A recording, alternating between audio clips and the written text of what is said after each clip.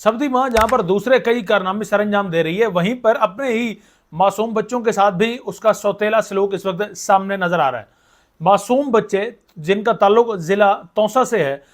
توسا کے معصوم بچوں کو ایک استعمال شدہ سرنج جب دوبارہ ان کو لگائی گئی تو اس کی وجہ سے ایچ آئی وی یعنی کہ ایڈز جو ہے اس کی مرض ان میں پیدا ہوئی، اور تقریباً پچھلے سال کے ڈیٹا کے مطابق 331 ایسے بچے تھے جن میں اس مرض کی تشخیص ہوئی۔ دراصل بی بی سی یہ رپورٹ سامنے لایا ہے، بی بی سی نے یہ انکشافات کیے اور کئی ہفتوں پر محیط جو خفیہ فلمز ہیں وہ بنائی گئی، اور ان فلمز کی بدولت یہ تمام ڈیٹا سامنے آ سکا۔ فلمز میں واضح طور پر بی بی سی نے یہ دکھایا کہ کس طرح سے ایک سرنج جو کہ ایک ہی مریض کو ہمیشہ یوز ہوتی ہے، اس سرنج سے کئی درجنوں بچوں کو اسی سرنج ان پر استعمال کی جاتی رہی، ادویات جو ہے وہ اسی سرنج کے ذریعے انہیں پہنچائی جاتی رہی۔ اب اگر کوئی ایک بچہ بھی وہاں پر ایچ آئی وی یعنی ایڈز کا پازیٹیو اگر کوئی مریض وہاں پر آتا ہے تو اس کی وجہ سے جتنے بچوں کو وہ سرنج لگتی ہے وہ تمام کے تمام بچے اس سے افیکٹ ہوتے ہیں۔ اور یہ سٹوری آلریڈی پہلے بھی بریک ہو چکی تھی پچھلے سال، لیکن اس پر عمل درآمد نہیں کیا گیا، نہ ہی کچھ سختی سے نمٹا گیا۔ بی بی سی نے کچھ ڈیٹا جو شو کیا ہے، ان کے ڈیٹا کے مطابق تقریباً نومبر 2024 سے اکتوبر 2025 کے درمیان 331 ایسے بچے سامنے آئے تھے جن میں ایچ آئی وی یعنی ایڈز جو ہے وہ پازیٹیو نظر آیا تھا۔ اور اس ایچ آئی وی مرض کے صورت میں جو ایک بچہ جن کی جو جان سے بازی ہار گیا، اس بچے کی والدہ بتاتی ہیں کہ بچے کو بہت ہی شدید بخار ہوتا تھا، اور بچہ ایسی اس کی سچویشن ہوتی تھی کہ اگر باہر بارش ہو رہی ہوتی تو وہ بستر چھوڑ کر باہر بارش میں سونا پسند کرتا تھا، جبکہ درد سے وہ کراہتا رہتا تھا۔ تو اس طرح کی سچویشن تھی، اور پھر اس بچے کے ساتھ ساتھ دیگر 330 بچے تھے جو کہ اس مرض کا شکار ہوئے۔ جب یہی تمام صورتحال مریم گورنمنٹ کو دکھائی گئی، ان کے سامنے رکھی گئی، انہیں بتایا گیا کہ کس طرح سے اس ہسپتال کے عملے کی وجہ سے، اس ہاسپٹل کی وجہ سے یہ جو ایچ آئی وی کی مرض ہے یہ دیگر کئی بچوں کو نہ صرف اس سے متاثر ہو رہے ہیں بلکہ ان کی صحیح کیئر بھی یہاں پر نہیں کی جا رہی، تو اس پر مریم گورنمنٹ نے کیا ایکشن لیا؟ انہوں نے وہاں کا جو میڈیکل سپرنٹینڈنٹ ہے ایم ایس جو ہے اسے انہوں نے معطل کر دیا،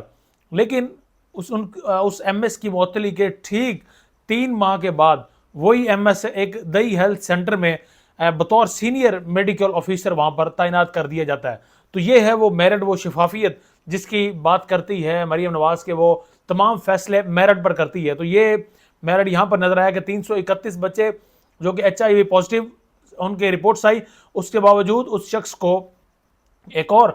دہی ہیلتھ سینٹر میں سینئر میڈیکل جو ہے آفیسر لگا دیا گیا۔ اور ابھی بھی اب جب دوبارہ سے اس معاملے کو بی بی سی سامنے لے کر آیا تو ابھی بھی کچھ ایکشن نہیں لیا گیا، بلکہ ایک کمیٹی فی الحال تاحال بنائی گئی ہے، اور اس کمیٹی کا بھی انجام وہی ہونا ہے جو اس سے پہلے ان کی جانب سے رپورٹ سامنے آئی اور اس کے بعد کیا گیا۔ اور ناظرین کرام، اب بات کرتے ہیں کہ اسلام آباد میں ایک مرتبہ پھر سے اسلام آباد دنیا کی تمام نگاہوں کا جو ہے وہ مرکز بننے جا رہا ہے۔ اس کی وجہ یہ ہے کہ دوسرا راؤنڈ مذاکرات کا وہ دوبارہ سے اسلام آباد میں ہونے جا رہا ہے۔ اس وقت ہمارے پرائم منسٹر قطر میں ہیں، فیلڈ مارشل ایران میں ہیں، جہاں پر یہ بھی خبریں کچھ آ رہی ہیں کہ وہ ہو سکتا ہے وہ تہران سے امریکہ بھی جا سکتے ہیں، اور اس طرح سے ان کے دوروں کے بعد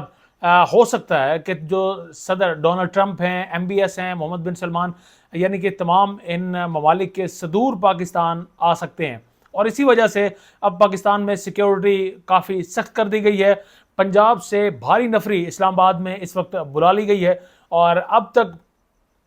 کی اطلاعات کے مطابق جڑواں شہروں یعنی راولپنڈی، اسلام آباد میں جو جنرل بس سٹینڈز ہیں، اڈے ہیں، ان کو اس وقت بند کیا جا چکا ہے، ٹرانسپورٹ کو بند کیا جا چکا ہے، اور تقریباً پنجاب کی نفری بھی یہاں پر پہنچ چکی ہے، کچھ مزید منگوائی جا رہی ہے۔ اور اس وقت دوسرا راؤنڈ ہونے جا رہا ہے اسلام آباد میں۔ اس دوسرے راؤنڈ میں اب کافی کچھ چیزیں واضح جو نظر آ رہی ہیں کہ اب امید کی جا رہی ہے کہ جنگ بندی کا جو معاہدہ ہے یہ اپنی تکمیل کو پہنچے گا پاکستان کی بدولت، کیونکہ اس وقت ایران بھی پاکستان پر بھروسہ کر رہا ہے اور امریکہ بھی پاکستان پر بھروسہ کر رہا ہے،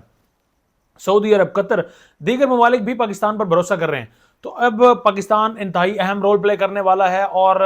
غالب امکان یہی ہے کہ پاکستان میں یہ جو دوسرا راؤنڈ ہے، اس دوسرے راؤنڈ کے ساتھ ہی جنگ بندی ہو جائے گی اور کسی ایک نقطے پر پہنچا جائے گا۔ ابھی تک امریکہ کی جانب سے جو ہے وہ لاسٹ بھی جو مذاکرات تھے ان میں پیش رفت آگے نہیں بڑھی، کیونکہ امریکہ کہتا ہے کہ جو یورینیم کی افزائش ہے وہ تقریباً 60% ہم لے جائیں گے ایران سے، اور پھر 20 سالہ ایران کو معاہدہ کرنا پڑے گا کہ وہ ایٹمی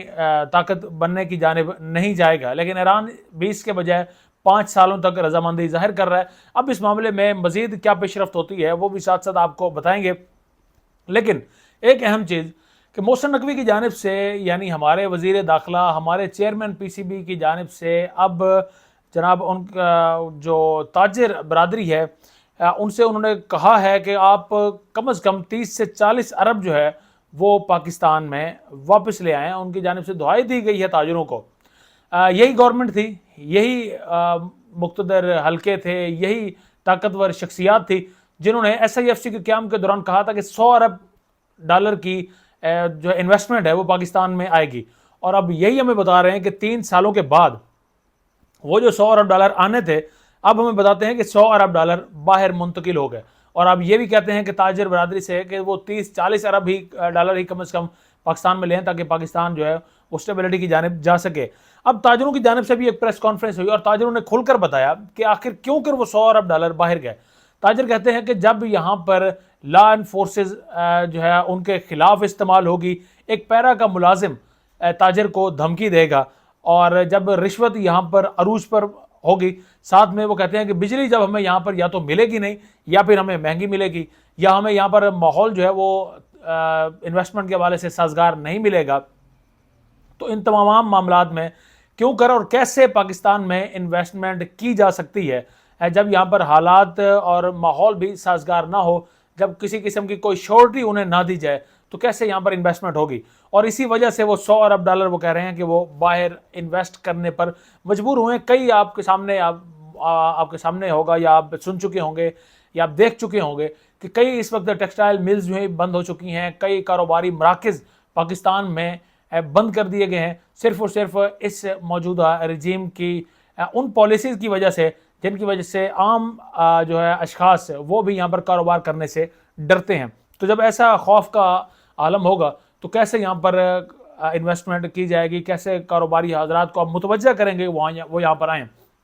افسار عالم جو کہ ان کے قریبی سمجھے جاتے ہیں، اگر ان کی آپ ہی بات ذرا سنیں، وہ اس ٹویٹ میں واضح طور پر کہہ رہے ہیں کہ پاکستان میں صرف